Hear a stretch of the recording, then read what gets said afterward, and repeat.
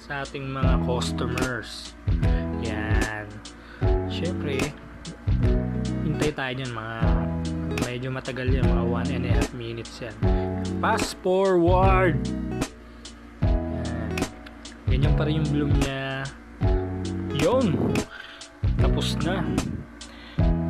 Okay. May lumalabas-labas pa sa mga kapat natin na espresso. Yan. Swirl lang. Yan. Swirl lang. Syempre. Alright.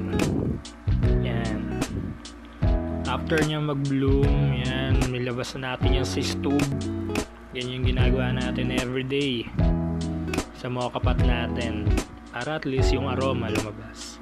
Yan, buhusan natin yan sa thermos natin para sa panibagong batch ng espresso kung sino man order na customers. Ngayon naman, gawa tayo ng caramel macchiato. Alright? Kuha tayo ng baso, timbang